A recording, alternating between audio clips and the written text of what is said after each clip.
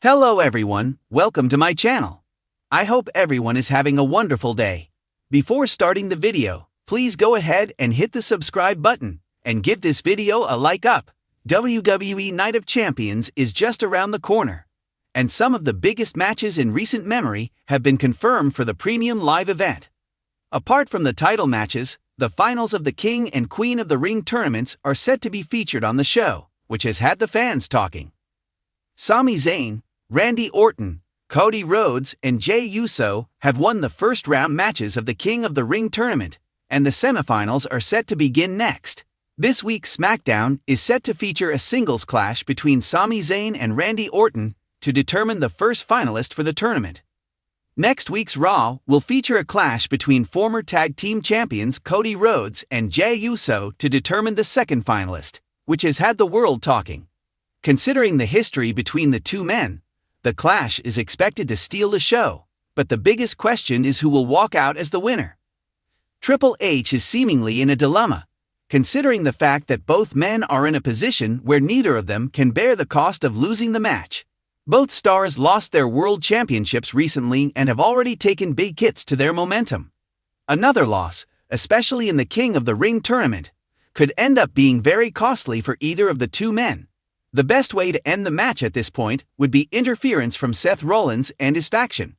Rollins teased attacking G on WWE Raw this week, but Cody Rhodes came out to make the save. However, with G and Cody busy competing against each other next week, Rollins could use the moment to take both men down. Fans will have to wait and see how Triple H books the final moments of the match. This week's WWE Raw featured Jey Uso pinning Bronson Reed in a fatal four-way match to advance in the King of the Ring tournament. Following the match, Seth Rollins came out in anger and teased attacking the former World Heavyweight Champion. However, right before G got in the position for a stomp, Cody Rhodes made his way out to protect his friend, having a face-off with Rollins. After Rollins and his faction backed down to avoid chaos, Rhodes and Jey stood face-to-face. The two are set to battle next week, and time will now tell what WWE has in store for both men next. When not reporting on pro wrestling, Ishan loves to watch movies and occasionally play cricket. Ishan writes for the WWE vertical at Sportskeeda. While he is a finance student, Ishan is an avid pro wrestling fan, which has led him to pursue a career in sports journalism. Before joining Sportskeeda, Ishan worked for various renowned websites such as GiveMe Sport and Fansided, and has nearly 3 years of experience. He relies only on credible sources like Cage Match when reporting on a topic. Ishan cross-checks his work multiple times to ensure it is factually correct. Ishan's favorite pro wrestler is Seth Rollins. He admires the visionary's never-give-up attitude and work ethic.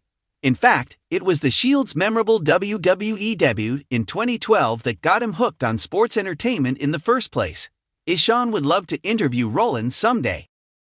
As the golden lights of WWE's global juggernaut shine brightly over the horizon of Night of Champions 2025, one man stands at the eye of the storm: Paul Triple H Levesque. In his dual role as WWE's Chief Content Officer and the de facto architect of its creative future, Triple H now faces perhaps the most complex, high-stakes dilemma of his executive career. A decision that could shape the legacy of multiple superstars, determine the trajectory of championship prestige, and either ignite or implode fan trust in the evolving product. This isn't just about booking a match. It's about balancing legacy, opportunity, and the unstable politics of a roster teeming with ambition. For months, rumors have swirled around WWE's intent to either unify the World Heavyweight Championship with the undisputed WWE Universal Championship, or to further cement the brand split by appointing separate top-tier champions for Raw and SmackDown. But as the Night of Champions card nears finalization, Triple H is being pulled in two diametrically opposed directions. Roman Reigns, now entering a historic 5th year as champion, stands tall, some say too tall, casting a shadow that dwarfs emerging stars. Meanwhile, Cody Rhodes, Seth Rollins, and even dark horses like Gunther and Carmelo Hayes are clawing for meaningful spots atop the mountain. Triple H's dilemma: either allow Roman to continue his god-tier reign, possibly unifying both world titles, and keeping the spotlight on the bloodline. Or pivot, fracture the gold, and redistribute the power across multiple brands, inviting chaos, competition, and controversy. Triple H understands storytelling. He made a career out of long-term booking, both as a performer and backstage executive.